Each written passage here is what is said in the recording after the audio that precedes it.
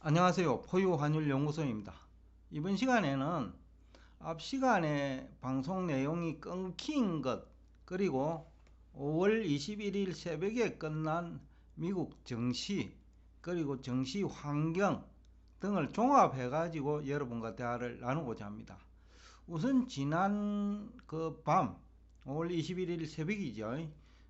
미국 증시는 어떻게 보면 저승 갔다가 조금 살아났다는 표현이 맞을지 모르겠는데, 나스닥 지수가 11,500선이 일시적으로 깨졌어요. 그러다가 마감은 11,840선으로 끝났는데, 테슬라가 633불까지 내려간 다음에 663달러로 이제 마감을 했죠. 그리고 이제 그 엔비디아 같은 경우에는 저점이 157불인데 종가는 167불로 마감했습니다. 아직까지 이것이 이제 그 저점이냐라고 하면 향후 1년을 보면 저점은 아니라는 것이 포유환율연구소 생각입니다. 그렇지만 이제 지금 뭐 바로 끝까지 바닥까지 갈 거냐, 지금부터 바닥이 만약에 나스닥이 만이라고 하면 만 정도를 바닥으로 보고 있어요. 바로 그 다이렉트로 만까지 내려갈 거냐라는 측면에서는 아니라고 봐요. 기술적 반등이 있다라는 거죠. 그래서 이제 지난 앞 시간에 끊긴 내용이기도 한데, 간밤에 나스닥 증시 동향을 보더라도 그런 느낌은 감지가 돼요. 11,840선에 끝나긴 했지만은 11,500까지 하락을 했으니까 약 3% 내렸다가 그 기술적 반등해 가지고 약 한 0.3% 전날보다, 그러니까 목요일보다 그 하락한 상태로 끝났죠. 그리고 S&P 500은 조금 반등했고요. 다우존스도 그렇고. 그러니까 이제 그 다이렉트로 내려가지 않는다라는 것을 그 간밤에 보여준 것 같아요. 그러면 왜 다이렉트로 내려가지 않느냐라고 만약에 누군가 질문을 한다면 이유는 몇 가지가 있어요. 첫째는 공매도한 세력이 그분들도 불안해요. 또 헤지펀드 중에서 지난해 게임스탑 공매도를 해가지고 그 개미 투자자들의 공격을 받아가지고 뭐 사실상 부도난 헤지펀드가 있거든요. 바로 그것이 A인데, 그 공매도를 하시는 분도 뭐 기관이든 뭐 아니면 헤지펀드든 그 무섭기는 마찬가지예요. 매수자가 고가에서만 무섭듯이 공매도 세력도 종목별로 보면 뭐 지나치게 가격이 하락한 상태에서는 무섭거든요. 왜냐하면 기술적 반등도 있을 수 있기 때문에. 어제 나타난 현상이 그런 거 아니냐. 그러니까 그 나스닥 지수를 놓고 보면 11,500이 깨졌죠. 그런데 약 한 3% 반등을 했거든요. 11,840선에 끝났으니까. 누군가는 이제 공포 심리 때문에 그 매도를 한 사람도 있겠지만은, 헤지 펀드들은 또 그것을 이용해 가지고 청산한 거 아니냐. 그래서 이제 어제 그 나스닥 지수가 저점에서 11,840선까지 올라온 이유라고 보거든요. 테슬라 가격이 앞에서도 얘기했습니다만은 633불에서 663불까지 이제 그 반등을 했으니까 전날 720불이니까요. 그러니까 약 720불 안 돼도 700불 가까이 됐죠. 그러면 10% 하락을 했다가 저점에서 또 한 5% 반등을 했으니까 뭐 그런 것도 결국은 누군가가 테슬라 공매도를 청산한 거 아니냐. 청산을 했다는 것은 다시 이 가격대에서 다시 공매도는 하지 않아요. 왜냐하면 아마추어가 아니기 때문에요. 그래도 어느 정도 기술적 반등이 있어야 다시 매도를 하거든요. 그렇기 때문에 아마 지금 어제 저녁입니다. 끝난 미국 증시는 헤지 펀드들 내지 공매도 세력이 일부라도 청산을 한 거다. 물론 종목에 따라서는 모두 다 청산한 헤지 펀드도 있겠죠. 또 더군다나 앞 시간에도 앞에서 얘기했듯이 게임 스탑을 매도한 공매도죠. 헤지 펀드가 파산한 것처럼 그런 공포 분위기가 있기 때문에 아마 청산한 거 아니냐. 그리고 이제 금값은 소폭 상승을 했어요. 마땅한 투자처가 없으니 조금 내린 것을 기술적 반등 기회로 이용했다고 볼 수 있겠죠. 그 다음에 달러 인덱스도 목요일과 비교하면 이제 보합이고, 유가도 거의 보합으로 끝났고, 10년물 금리는 아마 주식하고 대체시장이니까 소폭 채권 가격이 상승했으니까 금리는 하락했죠. 그래서 지난밤 증시 시황은 이 정도로 이제 얘기를 하고, 오늘 이제 제가 얘기하고자 하는 핵심 내용인데, 정권 전문가들을 통해서 이제 매도 시기와 매수 시기가 포착이 가능해요. 제가 증시 역사를 100%다 경험한 건 아니지만 직접 경험 기간이 2007년이거든요.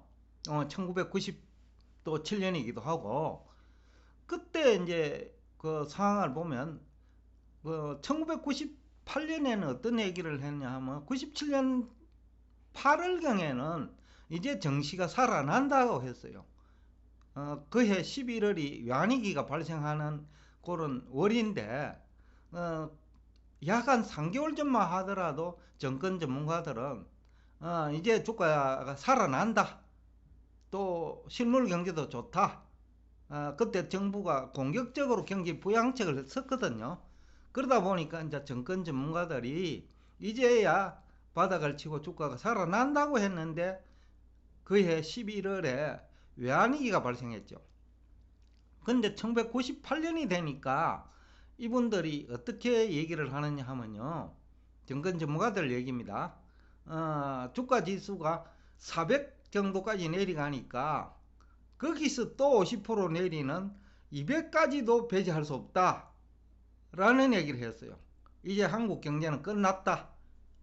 근데 제가 그때 400을 할 때 반론을 제기했거든요. 직원들 전체 다 모아놓고 아마 1년 후에는 천선을 다시 돌파할 거다 라고 했는데, 사실상 1년 후에 천선을 돌파했어요. 그 당시 아마 국내에서 1년 안에 천선 돌파할 것이라고 주장한 사람은 아마 저뿐인 걸로 알고 있어요. 그때 재경부 장관 비서실에서 그런 애널리스트 팀장을 대상으로 설문조사를 했거든요. 그런데 제가 역으로 질문을 받았거든요.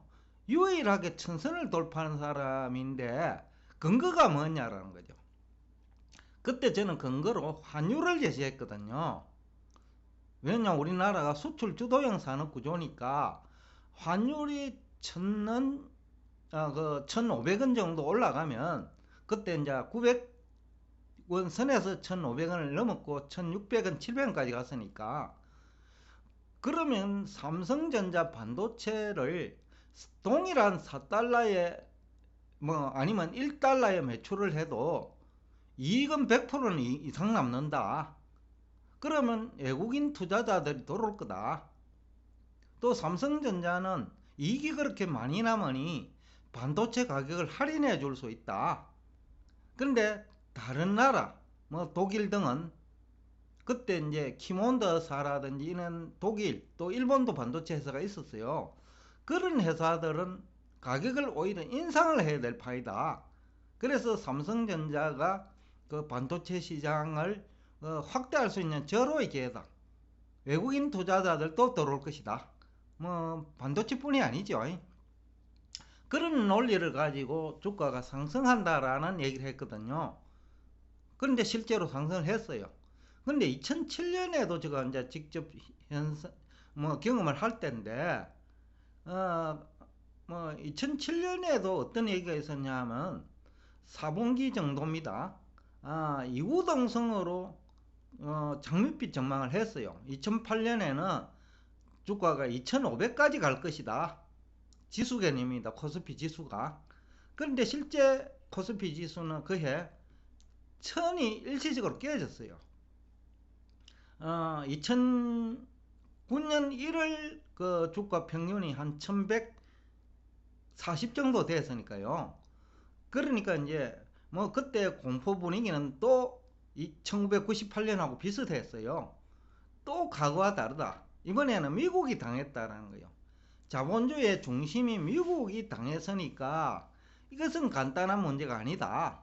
그래서 과거와 다르니까 우리 국내 정권 전문가들이 달러 몰락을 얘기할 때예요. 미국이 무너졌다라는 거죠. 그러니까 달러가 몰락하면 그럼 원화가 강세라는 얘기하고 똑같죠.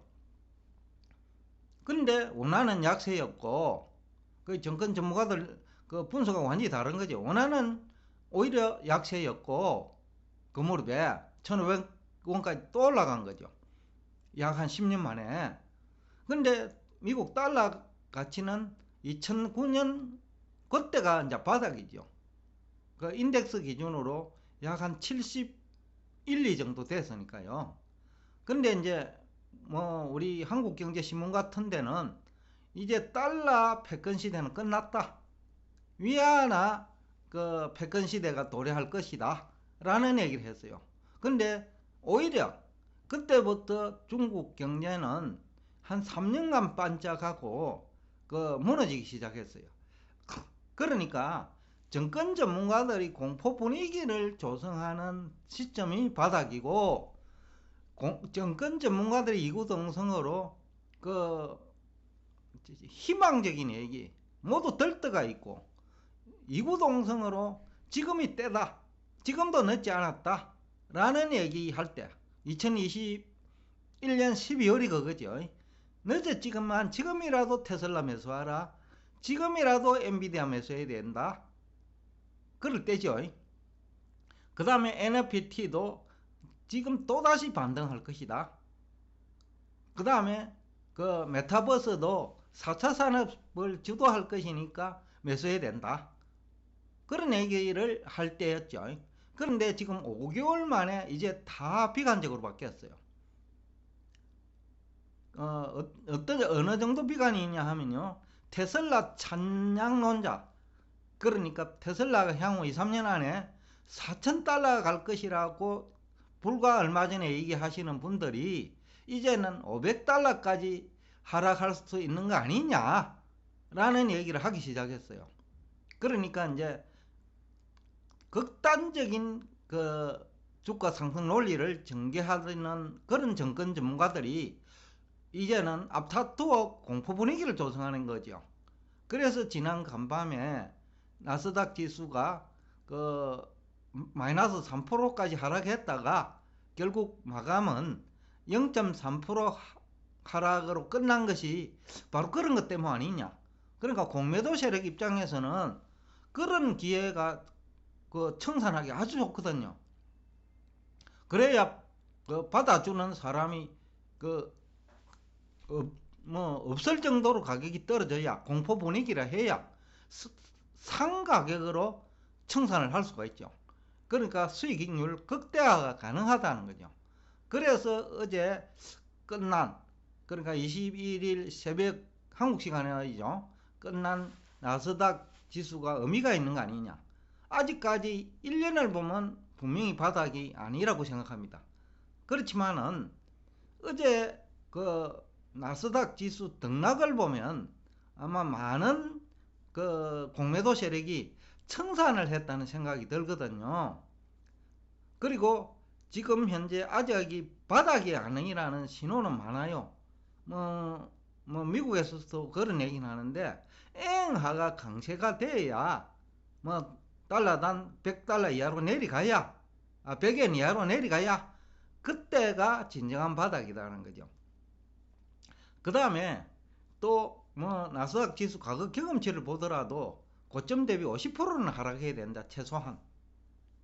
그리고 테슬라와 같은 정권 전문가들이 4,000달러 갔다는 것이 10% 정도 나오면 90% 정도 그 하락을 해야, 그러니까 이제 400달러 이하가 돼야 진정한 바닥이 되지 않느냐라는 것이 보유환율연구소 생각입니다. 그리고 정권시장 환경을 종합해 보더라도 경제성장률이 아직은 바닥 아니거든요. 물가도 안정이 돼야 돼요. 왜냐하면 수요가 줄어야 되거든요. 그 사람들이 주식 투자 손실, 코인 투자 손실, 그리고 물가 상승 등으로 소비를 못해야 물가가 안정돼요. 그러니까 아직 바닥이 아니라는 거죠.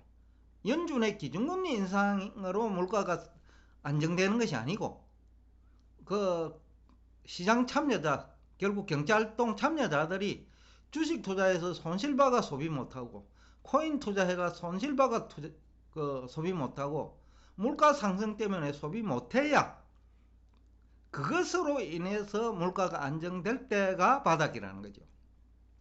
시장금리도 연준이 기준금리를 인상을 해도 시장금리는 하락하는 시점이 바닥이라는 거죠. 아직은 그 단계는 아니다. 중국 경제도 마찬가지죠. 아직 바닥 아니라는 거죠. 지금도 바닥을 향해서 가고 있는 중이다. 우크라이나 러시아 전쟁도 아직은 끝나지 않고 끝나는데 시간이 걸린다. 그리고 러시아가 충격을 받아야 되는데 아직 받고 있는 중이다. 그래서 향후 1년을 감안할 때 바닥은 분명히 아니다. 그러나 정권 전문가들이 이구동성으로 공포 분위기를 조성하니까 단기적으로 바닥일 것 같다. 왜냐하면 공매도 세력이 청산하기 아주 좋은 시기고, 또 아직도 희망을 가지는 그 투자자들이 매수를 할 테니까요. 그래서 5월 21일 새벽에 끝난 미국 시간으로는 금요일이죠. 금요일 끝난 증시가 단기 기술적 반등을 예고하는 그런 지표는 아닌가라는 얘기를 하면서 오늘 여러분과 대화를 여기서 끝내겠습니다.